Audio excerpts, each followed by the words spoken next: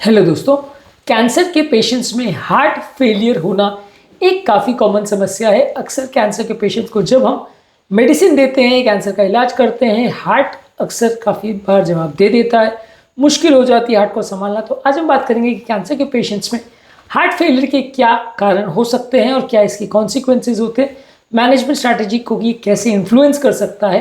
आज हम सारी चीज़ों पर बात करेंगे क्योंकि ये एक इंपॉर्टेंट कंसर्न होता है जो कि कैंसर मैनेजमेंट स्ट्रैटेजी को काफ़ी हद तक इन्फ्लुएंस करता है। कई बार कैंसर की सर्जरीज को भी इसके लिए पोस्टपोन करना पड़ता है, इसलिए इसको डिस्कस करना अति आवश्यक है।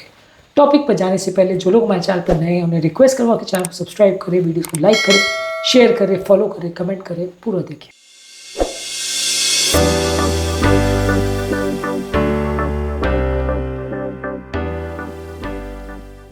सबसे पहले हम बात करेंगे कैंसर के पेशेंट में हार्ट फेलियर के क्या कारण हो सकते हैं। सबसे कॉमन है कीमोथेरेपी से हार्ट फेलियर होना। इसमें काफ़ी कॉमन मेडिसिन जैसे एंथ्रासाइक्लिन्स है, जैसे डॉक्सोरुबिसिन है और साइक्लोफॉस्फामाइड है, ये हार्ट के मसल्स को डैमेज कर सकते हैं। इसलिए जब भी ये मेडिसिन पेशेंट को दी जाती है हार्ट फेलियर होने का चांस ज़्यादा है।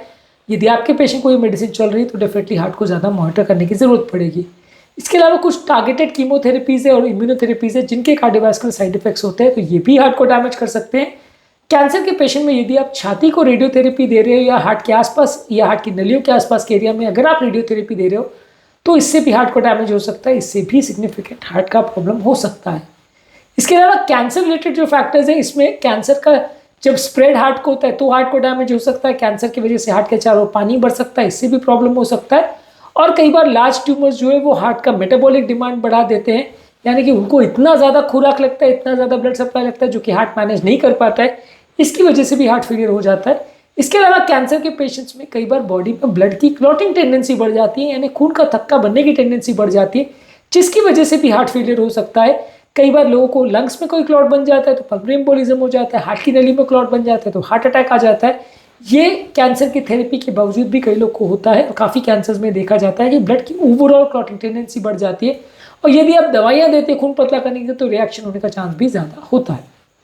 इसके अलावा अगर किसी व्यक्ति को कोई प्री एग्जिस्टिंग हार्ट का प्रॉब्लम है या पहले से ही हार्ट फेलियर में, तो उसकी प्रॉब्लम बढ़ जाने का चांस ज़्यादा है, उसकी रिस्क और ज़्यादा बढ़ जाती है।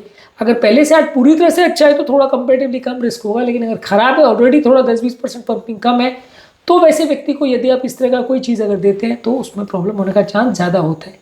इसके अलावा कैंसर के पेशेंट में कई बार मेटाबॉलिक डिमांड्स भी बहुत ज़्यादा होते हैं, कई बार सीवियर मसल लॉस होता है, मसल वेस्टिंग होती है जो कि हार्ट की मसल्स को भी अक्सर वीक कर देता है और ये हार्ट फेलियर को बढ़ा सकता है। कैंसर के पेशेंट में आपका खाना पीना रुक जाता है तो बॉडी की प्रोटीन सप्लाई रुक जाती है, बॉडी का ओवरऑल न्यूट्रिशन कम हो जाता है। न्यूट्रिशनल सप्लाई कॉम्प्रोमाइज़ होने की वजह से भी कैंसर के पेशेंट में हार्ट की वीकनेस हो सकती है, इससे भी आपका खाना कॉम्प्रोमाइज़ हो सकता है, इससे भी आपका हार्ट का पंप फंक्शन कॉम्प्रोमाइज़ हो सकता है।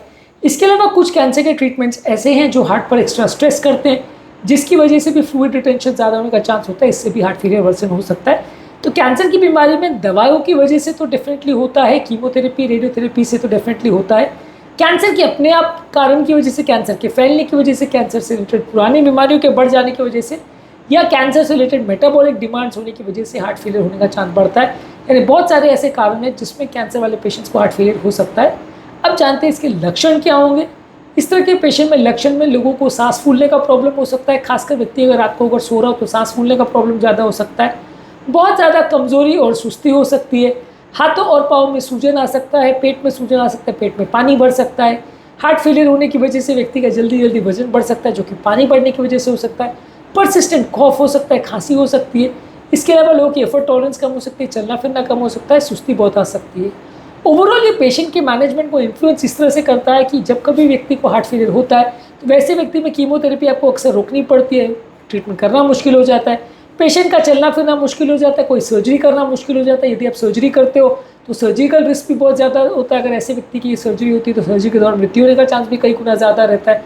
तो कैंसर के पेशेंट में जब कभी भी आप पेशेंट को अगर हार्ट फेलियर में देखते हैं और मान लीजिए अगर थेरेपी के बाद हार्ट फेलियर बिगड़ रहा है तो फिर ऐसे व्यक्ति को और ध्यानपूर्वक ट्रीटमेंट देना पड़ता है। मान लीजिए किसी व्यक्ति को अगर ऑलरेडी हार्ट फेलियर है और आपको उसको कीमोथेरेपी देनी है तो रोकना पड़ता है, रेडियोथेरेपी देनी है हार्ट के आसपास तो आपको मान के चलना पड़ता है, हार्ट का डैमेज बिगड़ सकता है तो कई बार नहीं दे सकते, कई स्पेसिफिक टारगेटेड इम्यूनोथेरेपी नहीं दे सकते, खाने पीने को भी ज़्यादा मॉडिफाई करना पड़ता है, लोगों की ओवरऑल मेटाबॉलिक डिमांड्स का भी ज़्यादा ध्यान रखना पड़ता है, लोगों की हार्ट की न्यूट्रिशन का भी ध्यान रखना पड़ता है, रेगुलर हार्ट को मॉनिटरिंग करनी पड़ती है। तो कई चीज़ों में ध्यान रखना पड़ता है यदि किसी व्यक्ति को अगर हार्ट फेलियर है और कैंसर का प्रॉब्लम है तो ये ओवरऑल कैंसर के मैनेजमेंट को काफ़ी इन्फ्लुएंस करता है।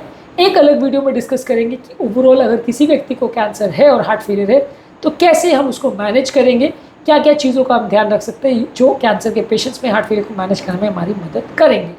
उम्मीद करूँगा कि आज के टॉपिक में कुछ नई बातें जानने को मिली होगी। जो लोग हमारे चैनल पर नए हैं, मैं रिक्वेस्ट करूँगा कि चैनल को सब्सक्राइब करें, वीडियोज़ को लाइक करें, शेयर करें, फॉलो करें, कमेंट करें, पूरा